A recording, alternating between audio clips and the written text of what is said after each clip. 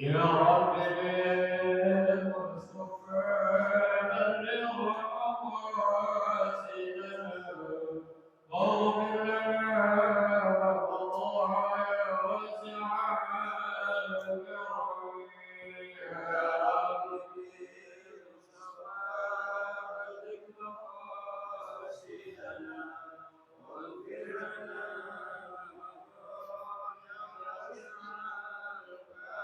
يا رب خلق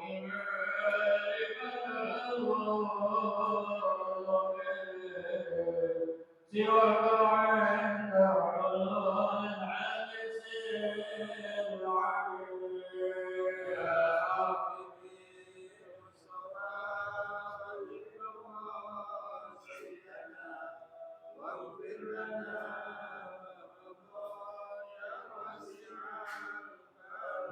وليالي رسول الله من المريم معتدلا باستقامة يا حبيبي المصطفى بلغ مقاصدنا واغفر لنا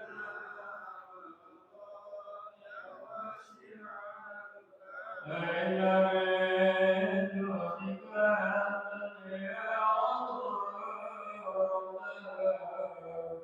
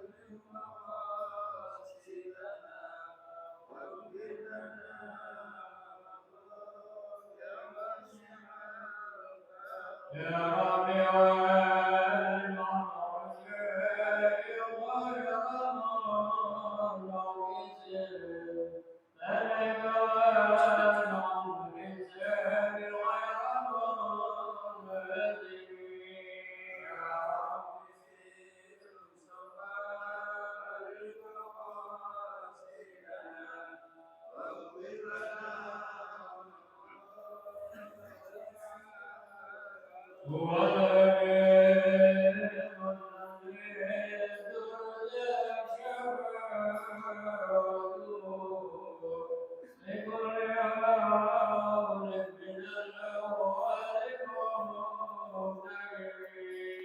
يا حبيبي المصطفى لمقاصدنا واغفر لنا يا فلان يا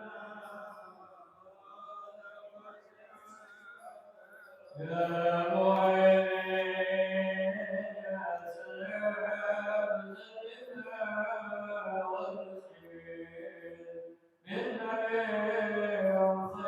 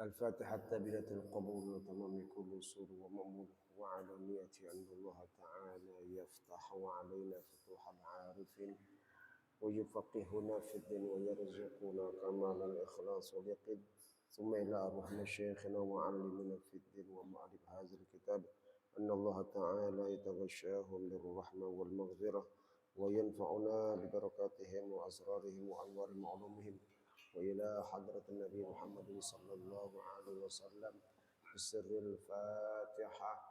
أعوذ بالله من الشيطان الرجيم. بسم الله الرحمن الرحيم. الحمد لله رب العالمين الرحمن الرحيم مالك يوم الدين إياك نعبد وإياك نستعين اهدنا الصراط المستقيم صراط الذين أنعمت عليهم غير المغضوب عليهم ولا الضالين آمين. اللهم صل وسلم على سيدنا محمد الفاتح لما أغلق الخاتم لما سبق الناصر الحق بالحق والهادي إلى صراطك المستقيم وعلى آله وصحبه حق قدره ومقداره العظيم. اللهم أخرجنا من ظلمات الوهم وأكرمنا بنور الفهم وافتح علينا بمعرفة العلم وحسن أخلاقنا بالحلم وسهل لنا أبواب فضلك وانشر علينا من خزائن رحمتك يا أرحم الراحمين. رضينا بالله ربا وبالإسلام دينا محمد النبي ورسولا. اللهم أنت ربي لا إله إلا أنت خلقتني وأنا عبدك وأنا على عهدك ووعدك ما استطعت أعوذ بك من شر ما صنعت أبوء لك بنعمتك علي وأبوء بذنبي فاغفر لي فإنه لا يغفر الذنوب إلا أنت.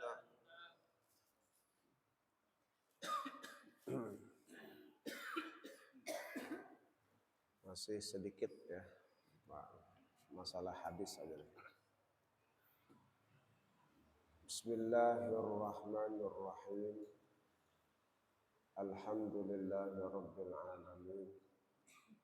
Wassalatu wassalamu ala Rasulillah Muhammadin wa ala alihi wa sahbihi ajma'in amma ba'd. Fa inna asdaqal hadis kitabullah ta'ala wa khairal hadi hadi sayyidina Muhammadin sallallahu alaihi wasallam wa syarral umuri muhdatsatuha wa kullu muhdatsatin bid'ah wa kullu bid'atin dhalalah wa kullu dhalalatin finnar. Wa fi sanad al-muttasil ila al-imam al-muallif rahimahullahu ta'ala wa adama an-naf'a nabihi wa bi barakati ulumihi wa bikum fid darain amin. Qala radhiyallahu anhu. Faidatun, orang berfaedah. Ini satu faedah, beberapa faedah tambahan-tambahan yang memiliki keterkaitan dengan kematian, khususnya ketika dimasukkan ke dalam kubur. Warada anna man mata yaumal jumu'ati aw lailataha aminah min azabil qabri wa fitnatihi.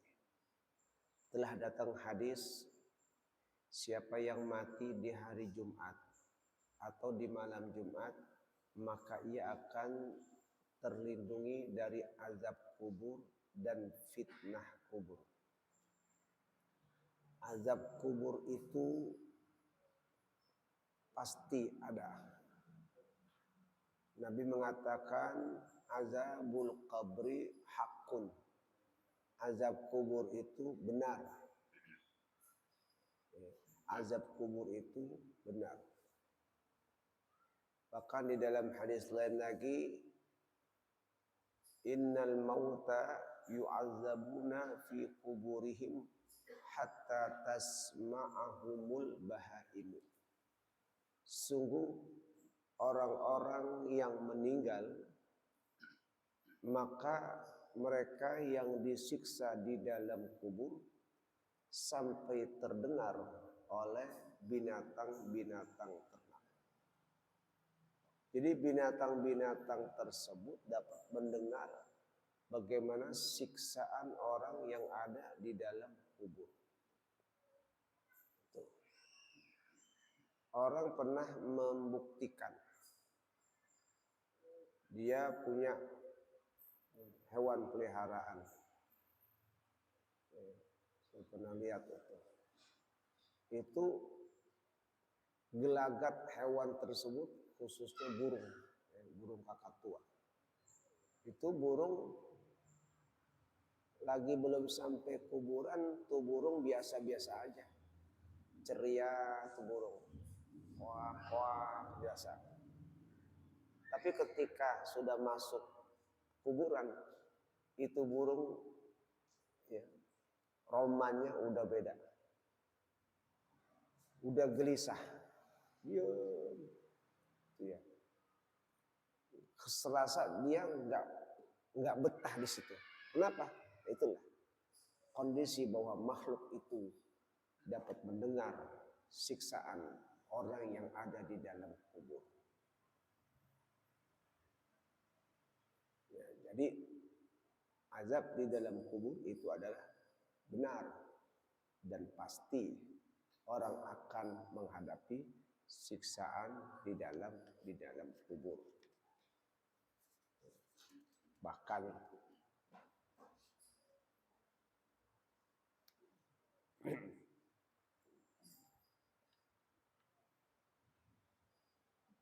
bukan hanya itu, wa fitnatihi, dan fitnah kubur. Fitnah kubur ini ada dua.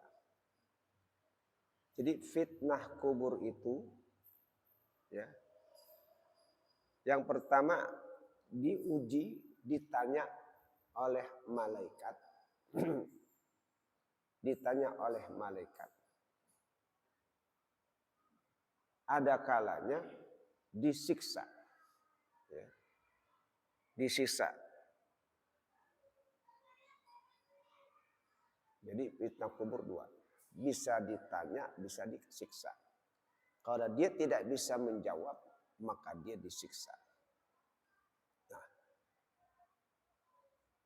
keadaan-keadaan ini di mana seseorang yang masuk di dalam kubur pasti dengan tidak memiliki persiapan amal, maka dia akan mengalami kesulitan dan penderitaan. Maka dalam hal ini Allah memberikan spesial. Siapa yang mati di hari Jumat atau di malam Jumat, maka orang itu terlindungi dari fitnah kubur, dari pertanyaan malaikat, ataupun dari siksa kubur. Ya, kalau dia meninggal hari Jumat, ada dispensasi, ada keringanan Allah berikan. Ya, tapi kalau orang itu maksiat, itu urusan Allah. Ya, urusan Allah. Nah, sengaja saya lebih mengutamakan di sini bahwa kuburan di mana seseorang berada di dalam bumi, itu bumi sudah mengingatkan kepada kita. Bumi itu memanggil. Innal qabra yunadi kulla yaumin salasa marratin. Sungguh kuburan bumi ini memanggil setiap hari 3 hari. 3 kali. Ana baitul wahdah. Saya adalah tempat untuk menyendiri, bukan tempat rame-rame. Wa baitul wahsyah, saya tempat yang menakutkan. Wa baitul aqrab, saya tempat banyak kalajengking. Wa baitul haya, saya tempat banyak ular. Wa ana baitu zulma, saya tempat kegelapan. Wa ana baitu dud, dan saya tempat yang diisi oleh ulat-ulat. Sehingga kuburan itu bertanya, maza a'datta li, apa yang sudah kau persiapkan ketika kau masuk di dalam perut bumiku ini. Ya. Jadi bumi tanpa kita sadari dia manggil-manggil kita. Orang yang lewat punggungku,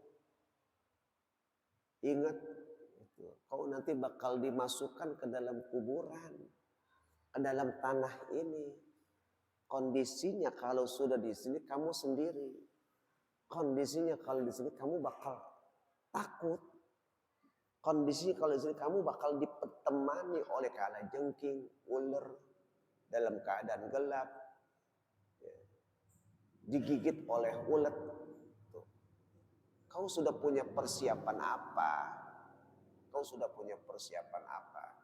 Sehingga kau begitu terlena dalam kehidupan duniawi. Kau sibuk dengan urusan duniawimu. Kau sibuk dengan urusan maksiatmu. Kau sibuk dengan kesibukan-kesibukan yang tidak berisikan pahala-pahala. Itu kita ditanya. Apa yang sudah kau persiapkan? Dalam riwayat lain lagi, di dalam kitab Daqaiqul Akhbar, innal qabra yunadi kulla yaumin khamsa marrat. Kuburan ini memanggil-manggil setiap hari 5 kali. Riwayatnya lain lagi bunyinya. Kuburan ini manggil setiap hari 5 kali.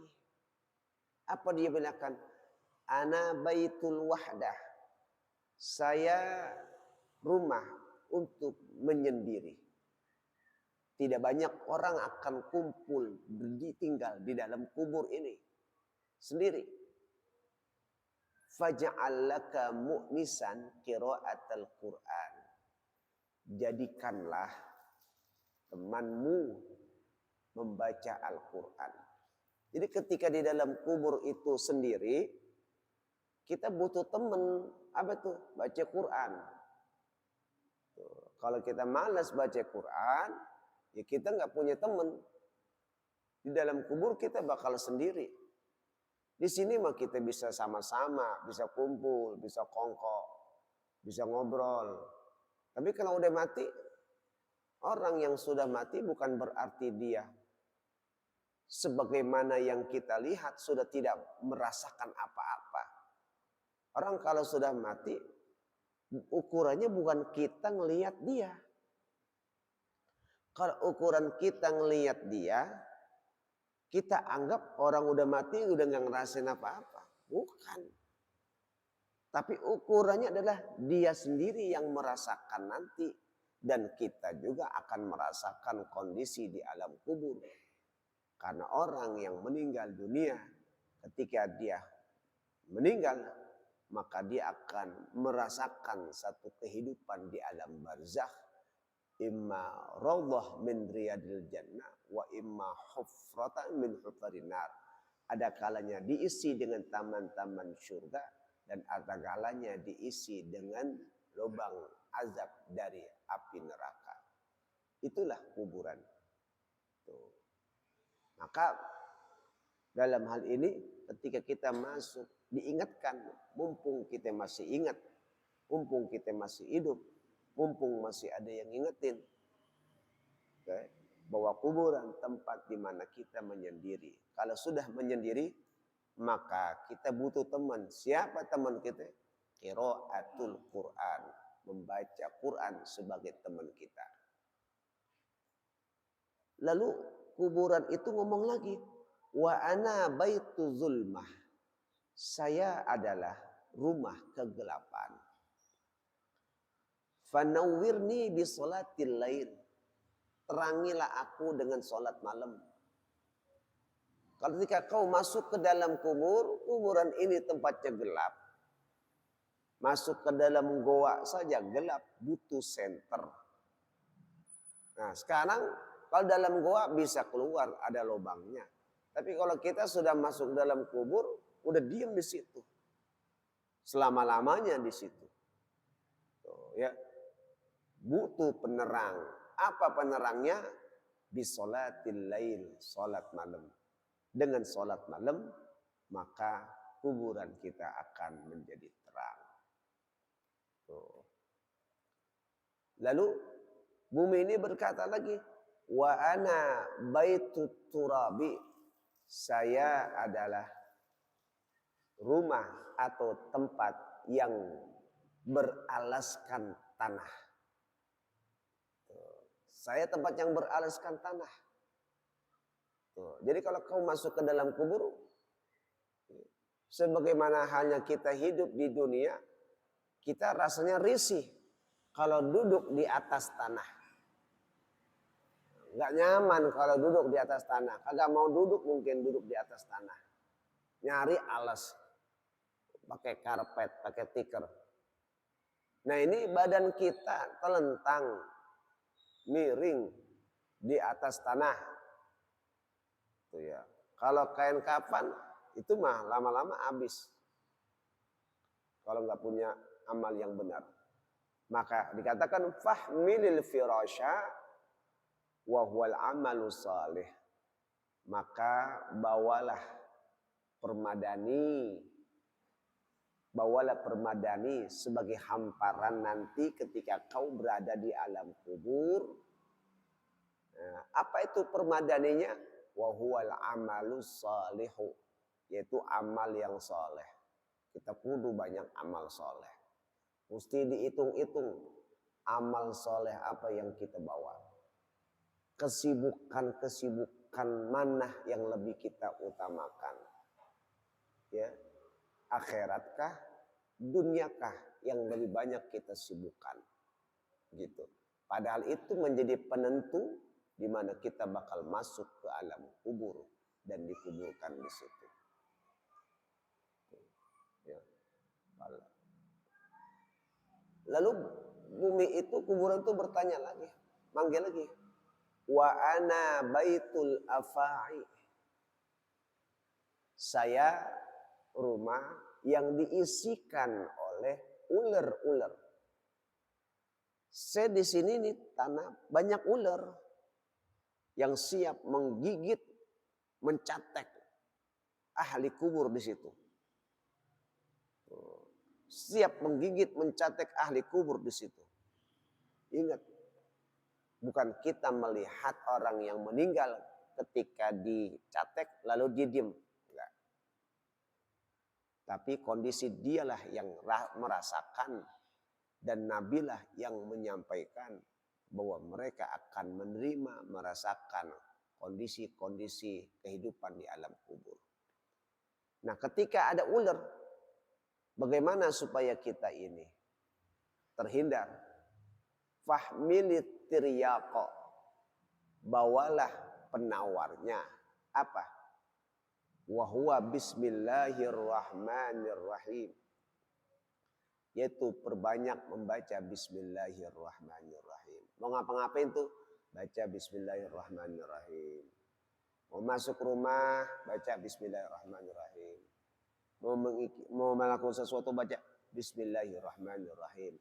Itu merupakan penawar manakala kita masuk di alam kubur dan di situ ada banyak ular-ular yang siap mencatek ahli kubur tersebut.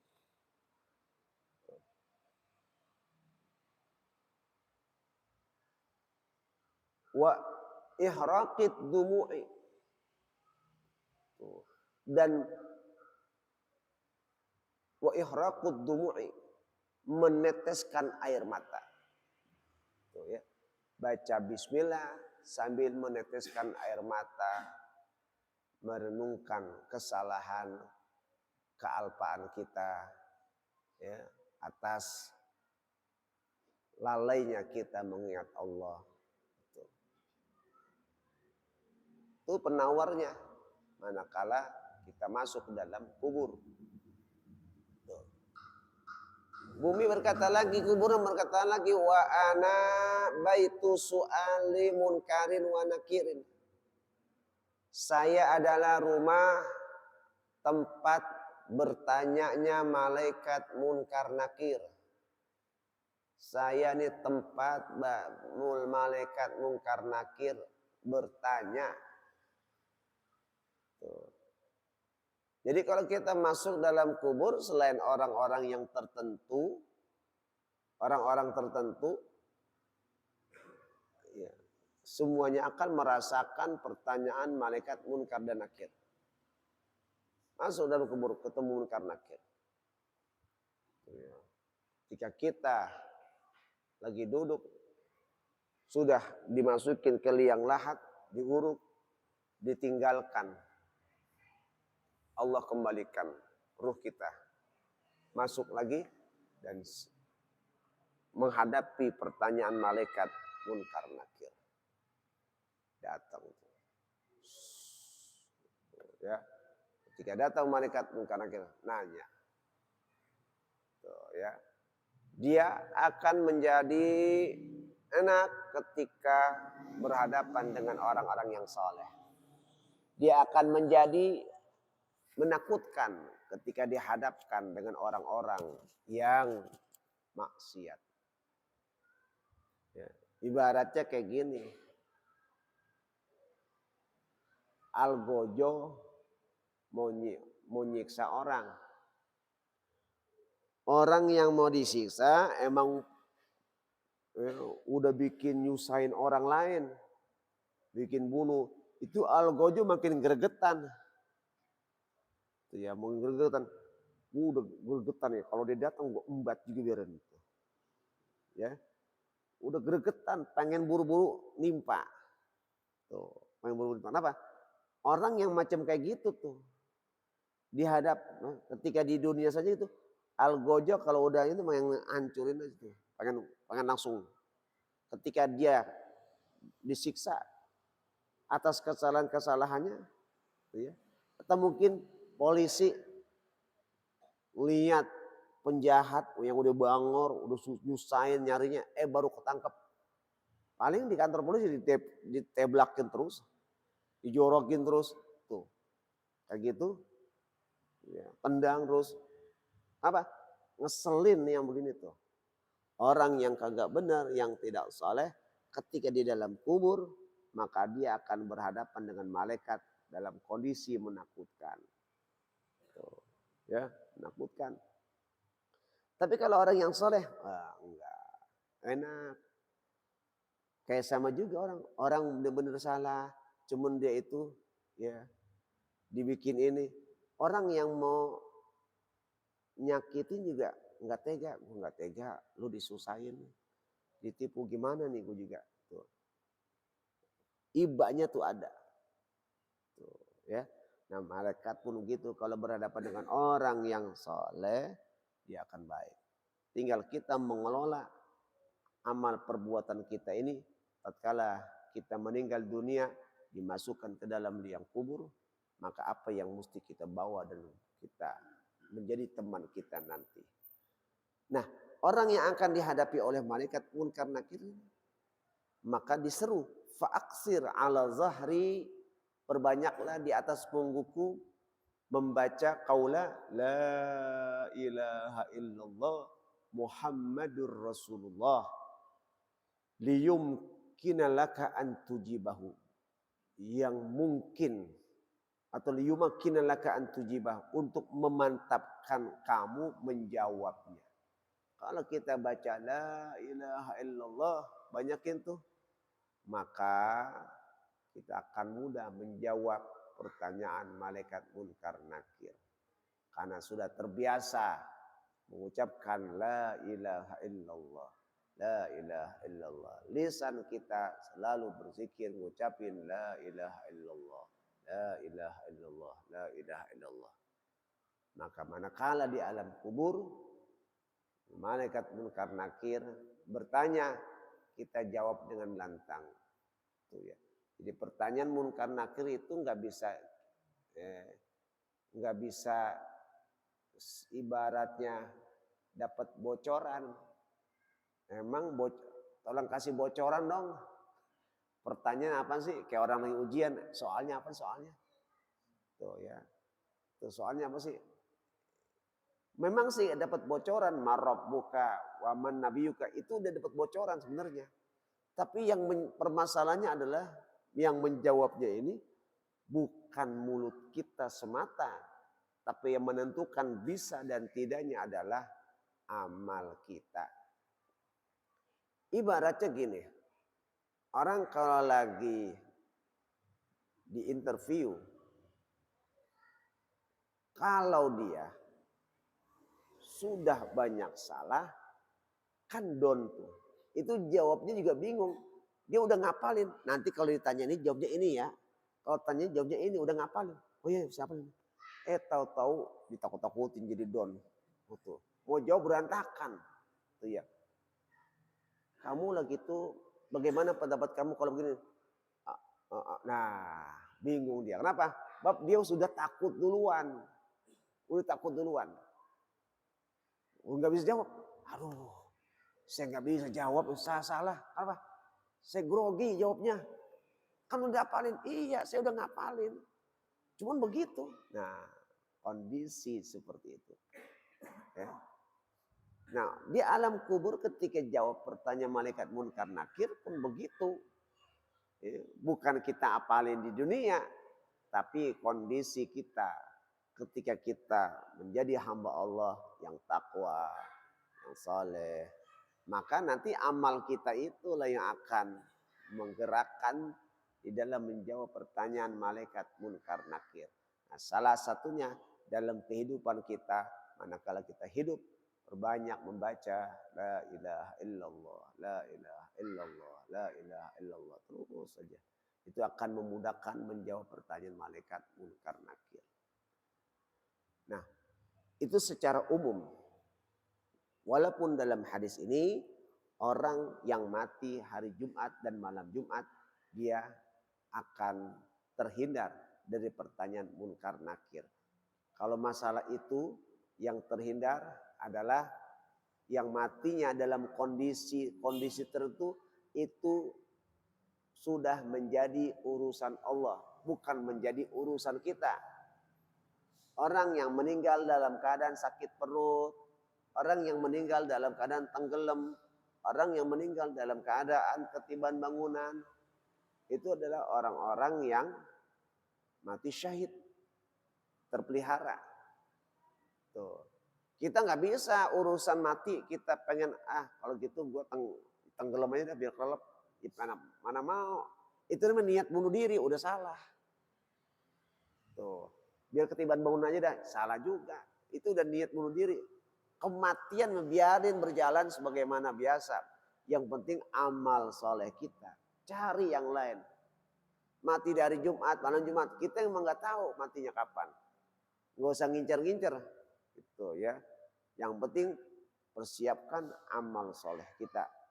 Itulah yang akan nanti ya, memudahkan ya, dalam menghadapi huru hara yang ada di alam kubur nanti. Tuh, ya.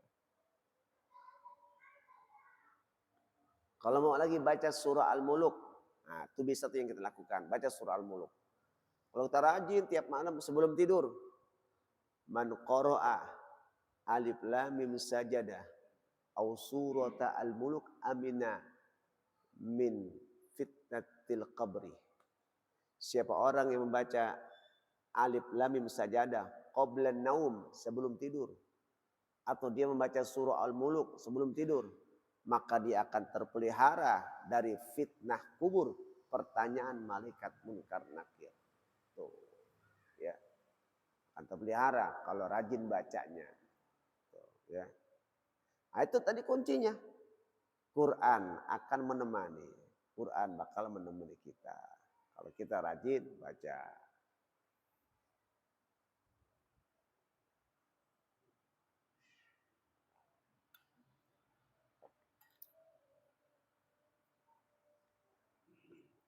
Wa warada aidan man qara'a qul huwallahu ahad fi maradi mautihi mi'ata marrah lam yuftan fi qabrihi wa amina min dagtatil qabri. Dalam hadis, siapa yang membaca qul huwallahu ahad di waktu sakit menjelang matinya 100 kali, dia akan terpelihara di kuburannya dari fitnah kubur. Sakit yang udah mau mati. Kapan tuh sakitnya? Tuh, ya. Karena yang namanya orang mati kagak mandang bulu. Kam min sahihin, itu ya, kam min sahihin mata min ghairi illatin wa kam min saqimin ya asya ya, dahron minad dahri. Ya. Berapa banyak orang yang sakit, berapa banyak orang yang sehat mati nggak pakai sakit lagi, dan berapa banyak orang yang sehat, berapa banyak orang yang sakit, ya kagak mati-mati. Oh, ya. Nah kita nggak tahu juga nih yang begini nih. Intinya kalau lagi sakit banyak baca kulhu. Qul huwallahu ahad Allahu samad 100 kali. Qul huwallahu ahad Allahu samad lam yalid walam yulad 100 kali. Setiap hari baca. Andai kata ajal menjemput dalam kondisi sakit seperti itu, lam yuftan fi qabrihi. Dia akan terpelihara di dalam kuburnya dari fitnah pertanyaan malaikat. Wa amina min dagtatil qabri, dan dia akan terpelihara dari gencetan kubur.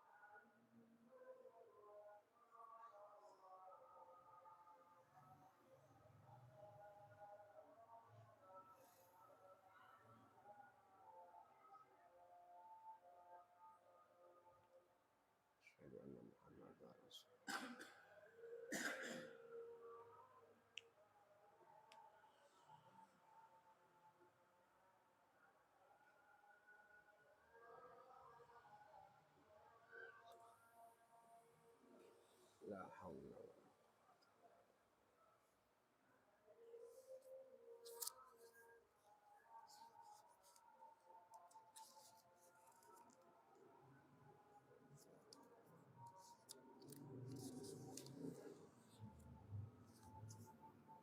la haula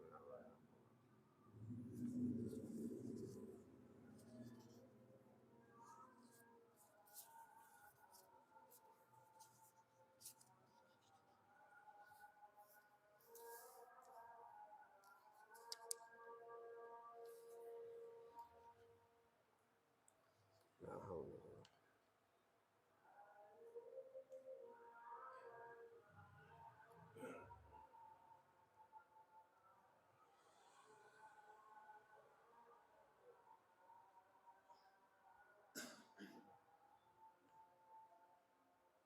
La haula wala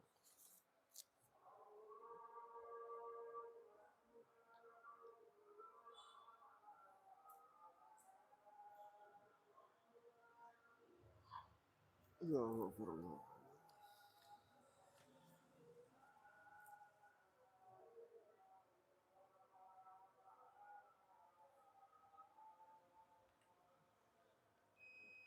La ilallah.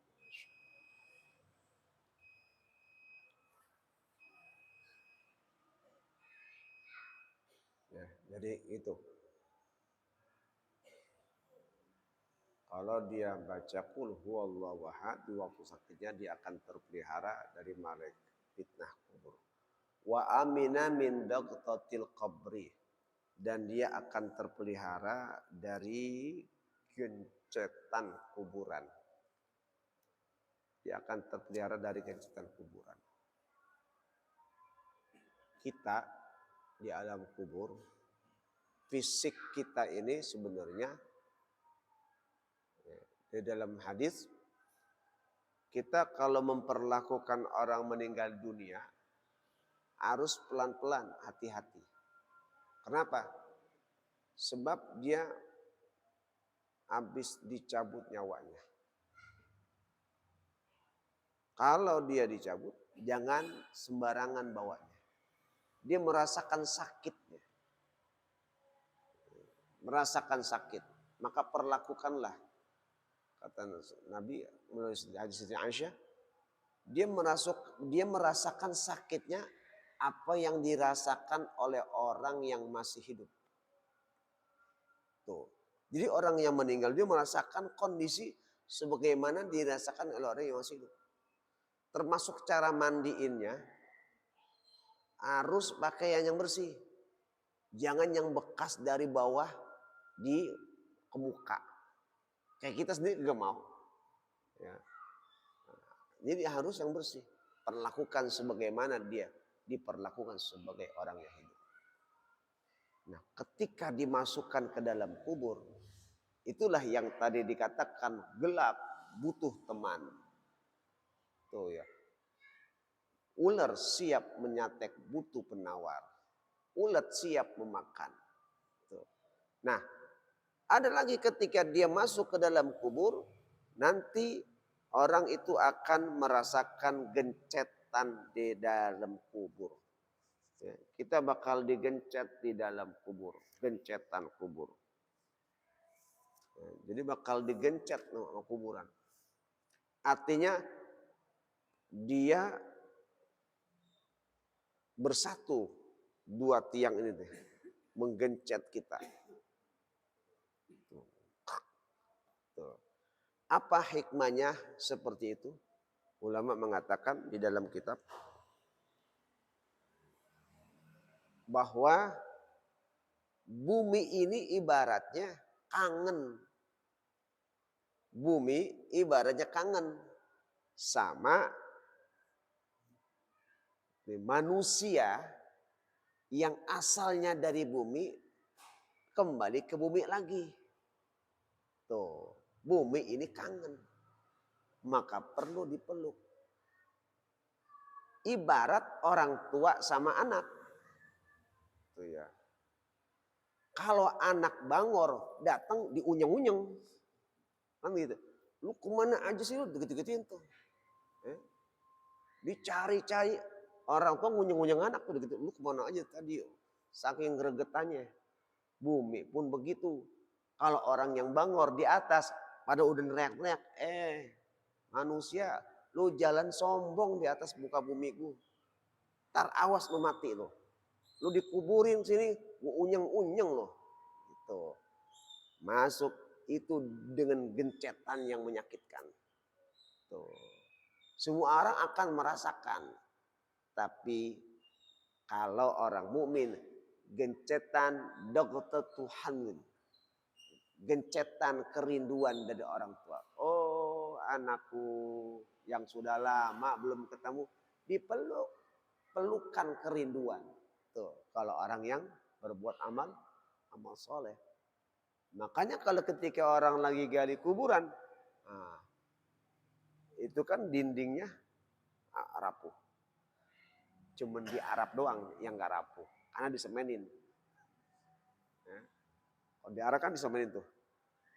Jadi bisa diangkat lagi tuh. Koyong angkat lagi. Jadi nuansanya udah bukan nuansa tanah, tapi nuansa alam udah beda. Dia akan dipeluk. Itu ya. Jadi kenapa kok ada pelukan, ada dogtatul qabri, ada gencetan kuburan? Ulama memahami bahwasanya itulah asal manusia. Manusia berasal dari bumi dan dia dikembalikan ke bumi. Ketika dia kembali ke bumi, dia akan menghadapi gencetan kubur, gencetan tanah. Kita kalau digencetkan sakitnya minta ampun, gitu ya. Cuman kondisi amal itu yang akan menentukan seseorang, itu ya. Kalau kita soleh di atas muka bumi ini, bumi pun senang melihatnya. Kau betapa rajinnya. Aku senang merindukan kedatanganmu masuk ke dalam perutku ini. Datang dikuburin, masuk, dipeluk dengan pelukan kerinduan. Tuh, ya. Tapi kalau dia tuh sombong di muka bumi, maksiat, sholat kagak, tuh ya, dosa mulu. Nah, ya sudah, ketika dia meninggal dunia, yang ada adalah dia akan digencet yang keras sampai rapuh hatta menjadi rapuh tulang-tulang. Ya, rapuh tuh tulang. Kenapa? Itulah gencetan kubur di alam kubur. Tuh.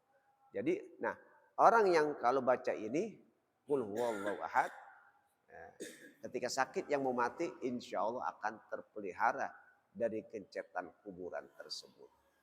Terpelihara dia. Makanya kita lebih maksimalkan. Nggak bisa untuk membaca kulhu ketika sakit. Ini semua dorongan, nggak bisa dipaksa.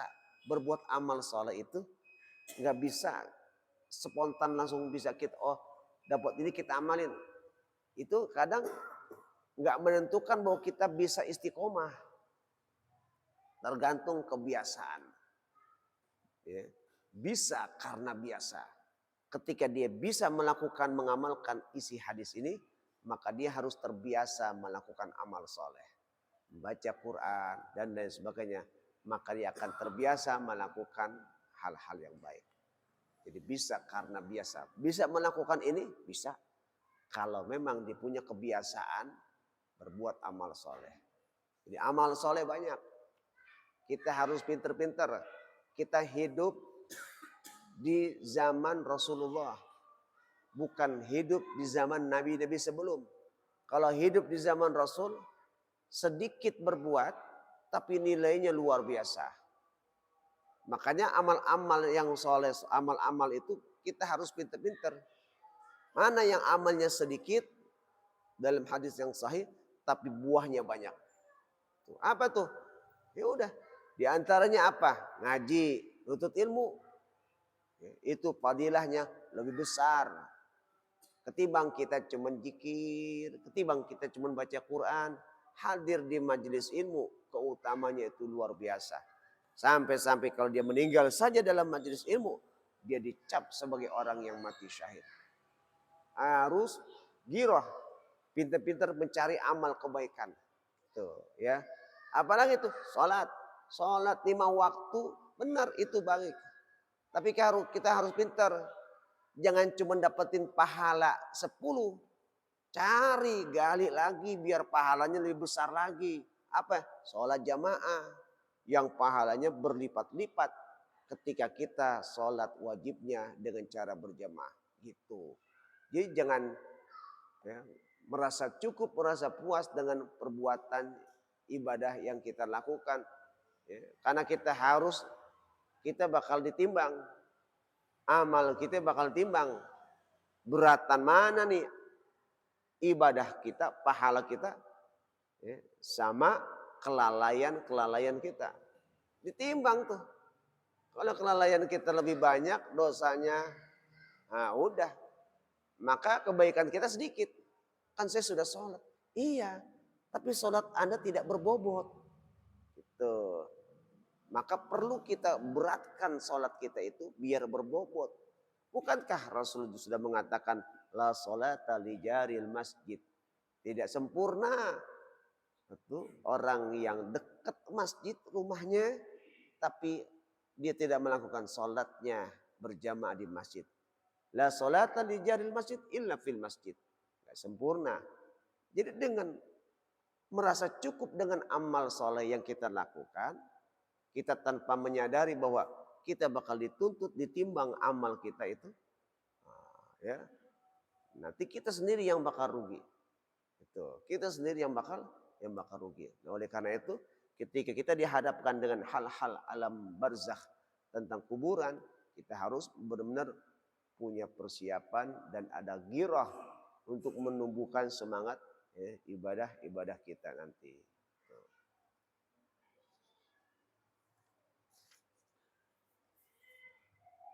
Wajawaza sirata ala akufil malaikah. Dan kelak dia nanti akan melintasi jembatan melalui sayapnya malaikat. Tuh, kalau dia baca itu tuh. Lewatin jembatan pakai malaikat dibopong. Dah sini tuh. Kalau dia baca kulhu 100 kali. Tapi di saat sakit yang mau mati. Mana tahu kita sakit mau mati. Ya orang kagak sakit aja mati. Kan gitu. Mana tahu. Ya, jadi jangan terlalu fokus ke sini. Tapi banyak amal-amal ibadah yang lain ya, yang seharusnya kita lakukan di situ. Warada aidan man qala la ilaha illa anta subhanaka inni kuntu minaz zalimin arba'ina marratan fi maradihi famata fihi u'tiya ajra syahidin wa in bari'a maghfuran lahu. Dalam hadis lagi, siapa yang membaca la ilaha illa anta subhanaka inni kuntu minaz zalimin 40 kali. 40 kali baca la ilaha illa anta subhanaka inni kuntu minaz zalimin 40 kali di saat sakit. Jadi kalau sakit banyakkan zikir. Lalu dia meninggal. Maka dia akan mendapatkan pahala syahid. Kalau baca itu meninggal. Nah, kembali lagi. Nggak tahu juga meninggalnya kapan. Nah, tapi harus terbiasa. Wa in bari'a, kalaupun dia sembuh, bari'a maghfuran lahu. Dia sembuhnya dalam keadaan diampuni. Kalau dia sembuhnya diampuni dosanya. Nah, tuh, ya. Intinya kalau kita sudah sakit, anggaplah kita bakal berhadapan dengan kematian. Kalau kita sudah berhadapan dengan kematian, siap-siapin, banyakin tobat, istighfar, ya. Kemudian banyakin zikir. Niati pengen berbuat amal soleh ya Allah. Kalau lagi sakit itu susah ya Allah. Itu pahala akan tumbuh kalau kita lagi sakit. Ya. Ghafarallahu lana wa a'adzana min azabil qabri wa fitnati. Semoga Allah mengampuni kita, melindungi kita dari azab kubur dan fitnahnya itu. Ya. Maqala wallahu a'lam bis-shawab. Rabbi zidni ilma.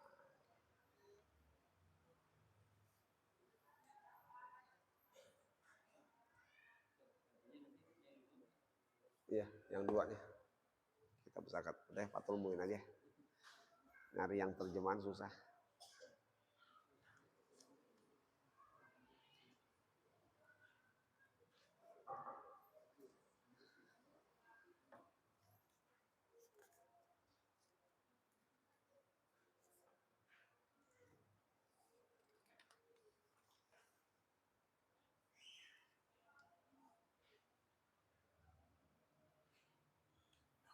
Bacaannya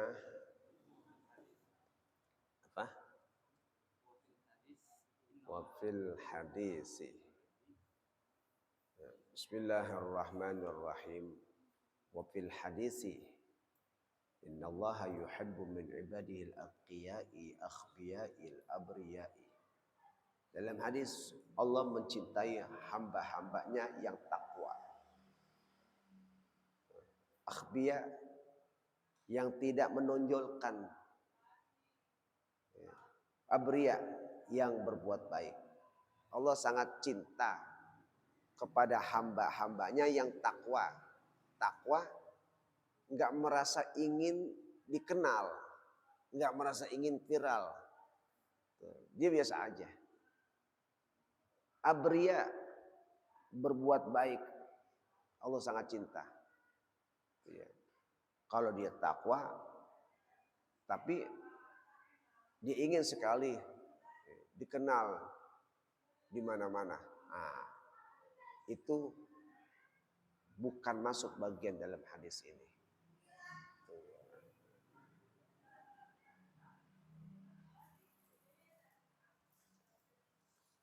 Wa fihi rubba ash'asa aghbara dhi timrain la yu'ba'u bihi law aqsama 'ala Allahi la abarrah. Dalam hadis, berapa banyak orang yang rambutnya kusut, berdebu, di timrain, kedua pakaiannya atas bawah udah usang, la ya'ba'u bihi, orang sudah tidak peduli sama dia. Lau aqsama 'ala Allah, sekiranya dia itu bersumpah, berdoa atas nama Allah, la abarrahu, niscaya Allah akan penuhi.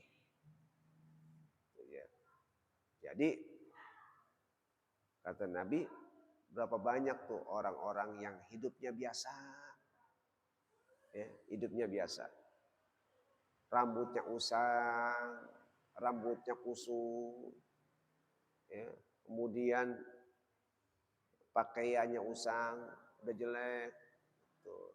Orang udah segen deketin, tapi orang begini nggak tanya orang istimewa. Kalau dia berdoa langsung teng. Nah, itulah, jangan meremehkan orang yang tidak ingin masyhur, orang-orang yang sederhana, tapi dia benar-benar memiliki ketakwaan. Maka disitulah, ya, kita harus jaga orang-orang tersebut, ya, karena mereka lah kalau dia berdoa akan diijabah doanya. Tidak perlu menunjukkan dengan gaya dan sikap yang, ya, tenar, nggak perlu. Tapi kondisi yang sederhana akan membuat Allah menjadi cinta karena dia tidak suka dikenal dan diketahui oleh orang lain.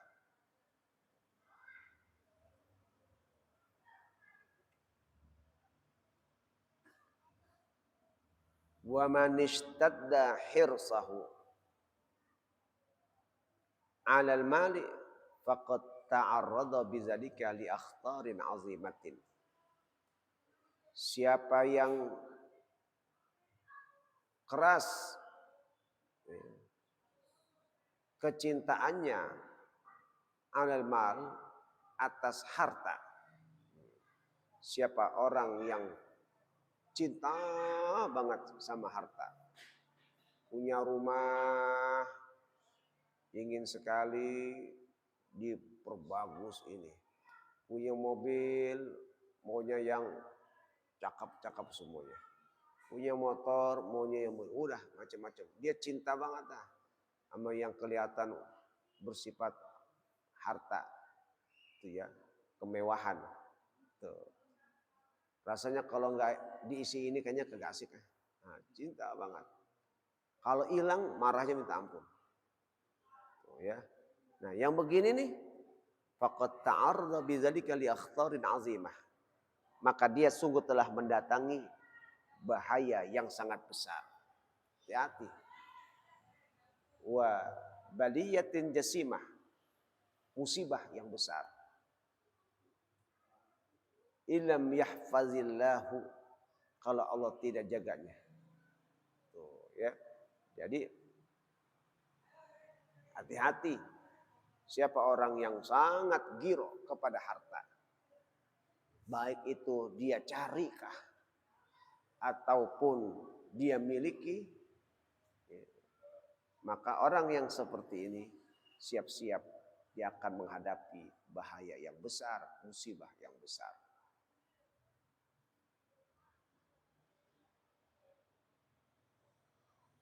Ilam yahfazihillahu wa yatadaraku birahmati. Kalau Allah nggak jaga dan tidak mendapatkan rahmat Allah, udah susah.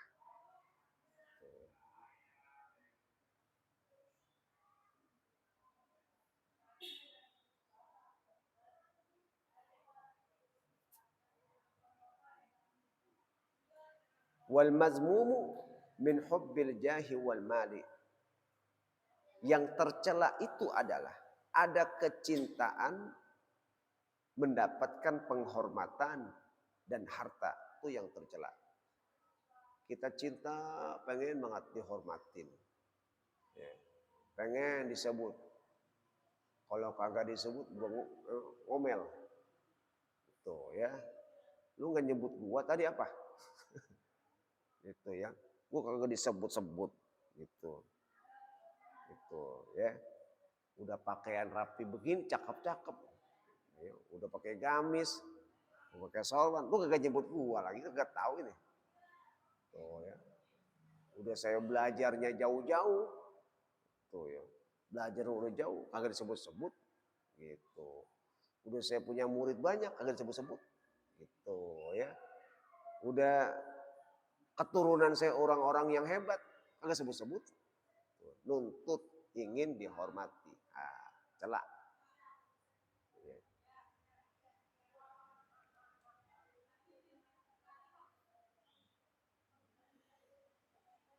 Wal mal, cinta kepada harta juga tercela.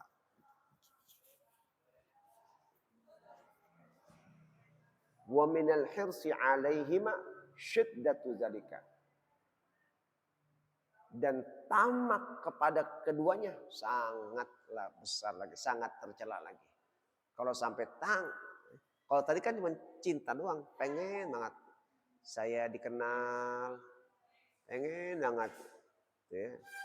Saya punya harta ini, baru pengen doang, cinta tuh, condong. Itu udah tercela. Gitu. Kenapa kau masih menginginkan yang seperti itu? Ya, kau pengen terkenal di mata orang, kau pengen terhormat di mata orang, tapi engkau nggak pengen terhormat, dikenal di hadapan Allah. Gitu. Orang mah kenalin kau dapat apaan? Kagak. Gitu. Kagak. Tapi Allah di hadapan Allah, Allah akan ngasih.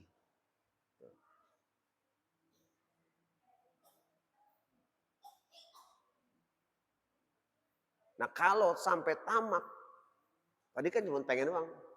Kalau tamak, wah, lebih dari itu. Orang kagak ngormatin, disuruh balik. Lu nggak ngeliat sama gue di sini? Sini, cium tangan dulu bolak balik. Tuh, ya. Kenapa? Nuntut dihormatin. Nuntut dihormatin. Tuh, ya. Nuntut dihormatin. Kalau memang bukan muridnya. Kalau muridnya, kalau ada guru muridnya salah, wajib negor, kasih tahu. Ini murid bukan apa bukan, nuntut dihormatin. Kalau murid salah, depan guru, nggak ada sopan santun, nah itu wajar. Itu bukan nuntut untuk dihormatin, tapi ngasih tahu cara lu nggak begini, adab sopan santunnya. Itu bukan berarti nuntut untuk dihormatin, tapi ngajarin. Tapi kalau murid apa juga bukan apa, itu ya tahu dia berlaku sikap begitu, ya udah biarin aja. Tuh, itu urusan dia, biarin. Yang nggak berkah dia sendiri yang nggak berkah, gitu.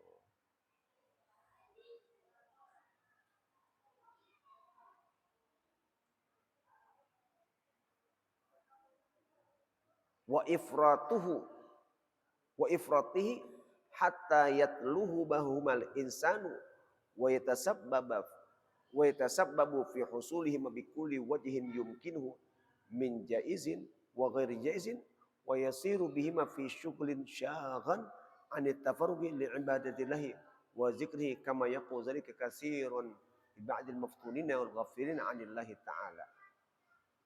Dan melampauinya sehingga orang-orang banyak yang menuntutnya. Tuh ya. Jadi melampauinya lagi, banyak orang yang mencarinya dan menjadi satu sebab untuk mendapatkannya dengan cara apapun. Dengan cara apapun saya harus terhormat pokoknya. Jaiz wa ghairi jaiz. Itu cara yang dibolehin atau enggak, pokoknya saya harus terhormat. Tuh ya. Dengan cara harta supaya saya keluar harta supaya saya bisa terhormat. Dengan kekerasan saya bakal menunjukkan kehebatan saya supaya saya bisa dihormatin. Tuh. Cara yang boleh dan nggak boleh tuh. Wa yasiru bihima, dan membuatnya dia semakin syughlin syagilin, semakin sibuk ngurusin untuk kehormatan dan mendapatkan harta.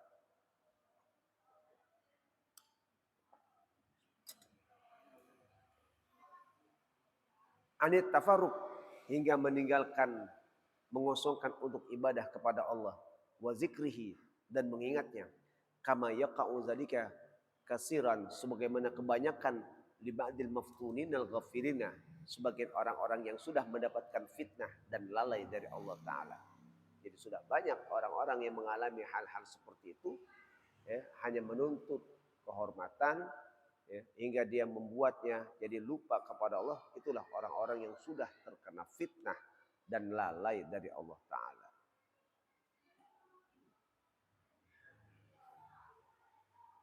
Ya, jadi itulah pelajaran kita yang harus kita waspadai pada kitab ini, untuk selalu berhati-hati, jangan terlalu menuntut hal-hal yang membuat kita jadi timbul sifat sombong, sifat bangga, jangan kita tuntut. Hidup lebih sederhana itu lebih bagus daripada kita menuntut sesuatu yang membuat kita menjadi tinggi. Tsumma qala wa amma talabu dzalika bi niyatin salihatin wallahu a'lam bissawab.